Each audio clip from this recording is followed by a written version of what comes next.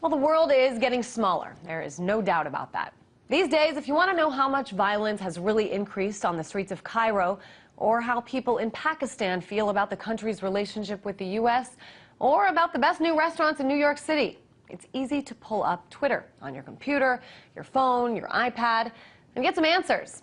So perhaps it's no surprise then, when the U.S. government wanted to get a grasp on the world's reaction to the killing of Osama bin Laden, they sent in a team of people who are referred to by some as, quote, vengeful librarians, whose job it actually is to sift through all this stuff and get some answers.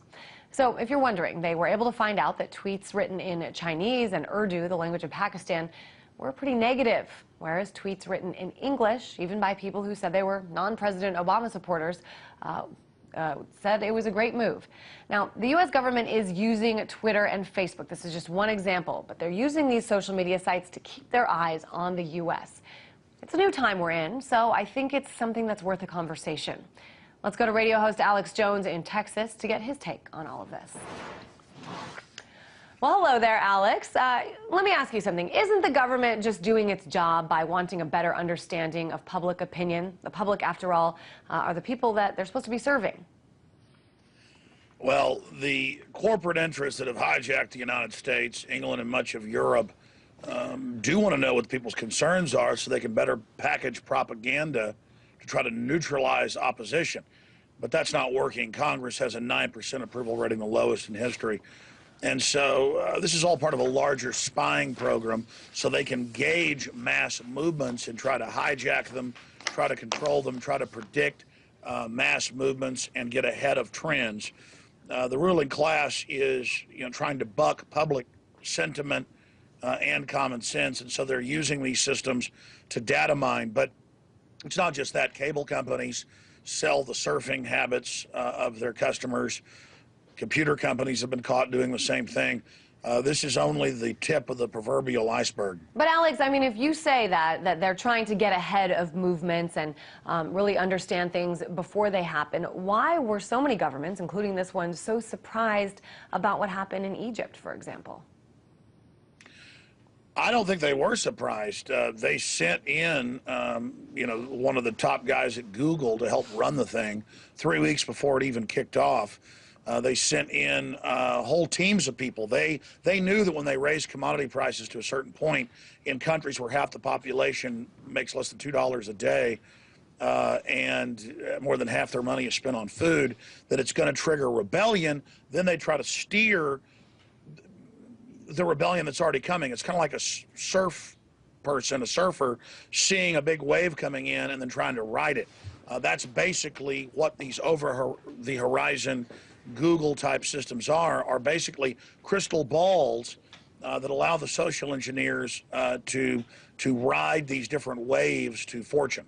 I guess it's just surprising to me because, when you think back to, Tunisia and Egypt, and you think about the president's reaction, the reaction of a lot of higher officials, they seem to not know exactly which way to go. Do we support Mubarak? Do we stand against him? But let's move on, Alex. I mean, you're on Twitter all the time, and I know you've said in the past you believe you might be someone the CIA would want to keep an eye on. You really think agents right down the road from us here in Washington, you think they know your shoe size or even care? Well, we know the FBI for 50, 60 years has files even on small-time preachers or anybody who could influence the public. They have files on people that serve the system, and a lot of the stuff that's in the files has turned out to just be gossip and made-up stuff. But I've been approached by federal agents. I've had federal agents visit my office, Secret Service, FBI, ATF, repeatedly. I've been covering Bilderberg in Virginia, and had guys come in and sit down at my table who were obviously, they were State Department security forces. They were Marines in plain clothes, but they were both about 45, 50 years old, and say, hey, Alex, let's attack the State Department together. And I looked at them and just said, guys, I'm nonviolent, you know that, and I'm just here to cover Bilderberg. And they're like, we're just checking. So, I mean, it's all a big joke. So I've been followed around. I've been in urban warfare drills, peacefully trying to videotape the federal government training, because I had inside sources, for martial law, which is now admitted in the different federal acts that are public, like the National Defense Authorization Act. But I mean, a decade ago or more, before 9/11, in fact, in '99, I would be in Brooksville, Florida, just trying to film it in the town, and I have it on tape in my film, The Takeover. People walk out of their houses and say, "You're Alex Jones." The Army's come to my door and said, "Don't talk to you, you're crazy." And then that night, I'm trying to film, it's not even a military base, it's a municipal airport. I'm trying to film them doing drills of rounding up citizens and putting them on military transports, and a guy jumps out in plain clothes. Mike Hansen was there. I have a witness, and starts lighting things on fire, blaming it on me, and I had to basically wrestle the guy and put the fires out. Wow. And then the Army all pulls up on dune buggies. The government would frame a U.S. citizen like that. I've experienced it. So it's not that I think the government spies on me. It's admitted that they do, and they spy on everybody, and it's illegal. Alex, you mentioned the National Defense Authorization Act, and I do want to talk about that in just a second. But just regarding Twitter and the fact, I mean, I use this example of, them sifting through all these Twitter responses to find out the public's reaction to the killing of Osama bin Laden. But it seems to me that there's a whole department in the CIA whose job it is simply to just read tweets that people write. A lot of times people say, you know what, I'm putting my information out there. I know it's public. The government can read it if they want because I have nothing to hide.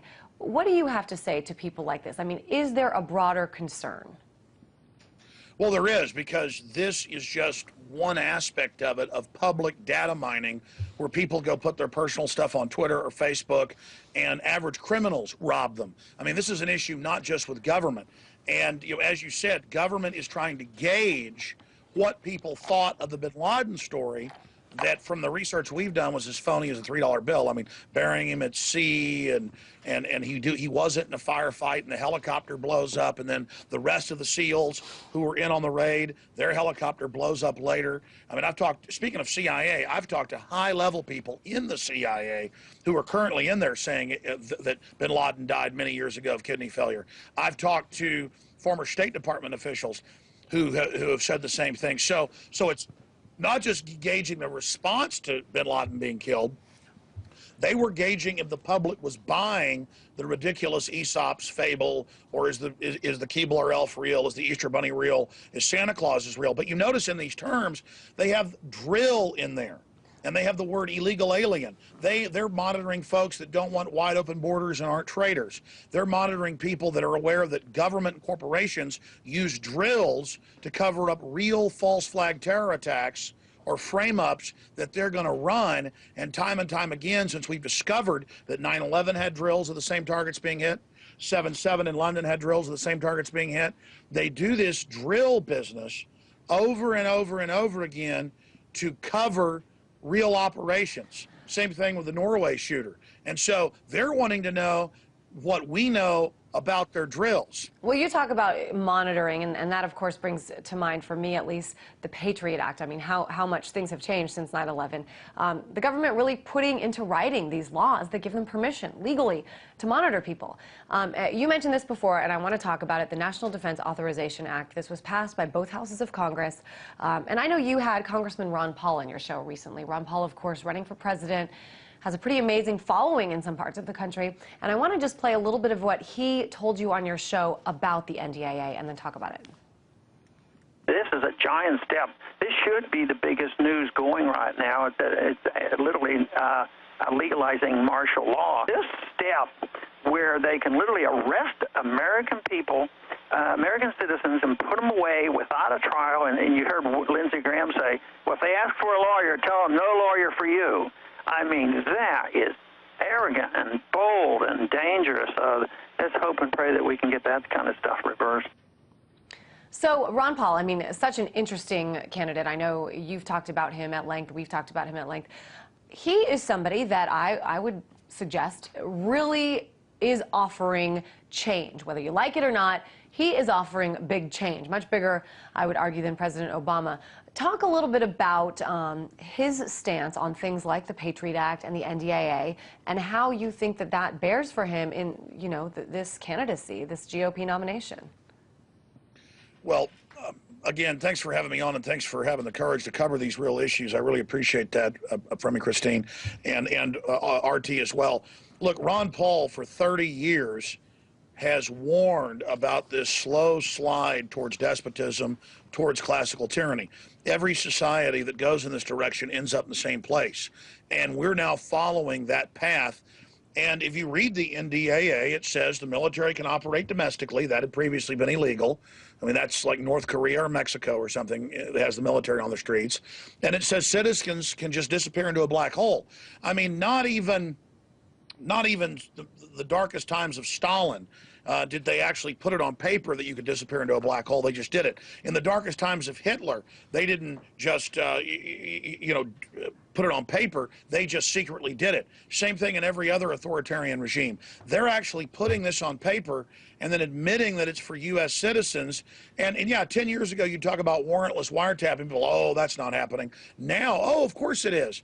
And if you get the internal training manuals from the police and military that we've been sent and published, it's all about conservatives, libertarians, gun owners, rural groups. This is not even about the, quote, Muslim extremist threat that we were sold on. This is about clamping down on domestic groups that don't want to be part of this corporate-run imperial empire. And Ron Paul is not extreme. He's a real American. He's what George Washington stood for. He's what real freedom is all about, a constitutionalist. That's why America 80 years ago, 50 years ago was loved and respected. Now it's seen as a country that tortures, secret arrest. America's no longer this light of liberty. Now it's seen as a pusher of tyranny and corruption and oppression. And Ron Paul's being attacked by the Republican and Democratic leadership because he offers real change, as you said, to the status quo, which is classical despotism growing like a cancer. I think it is an interesting point that certainly a lot of things that were seen as just crazy ideas before are sort of slowly being worked into our sense of reality. Radio host Alex Jones, as always, great to have you. Thanks so much. Thanks for having me.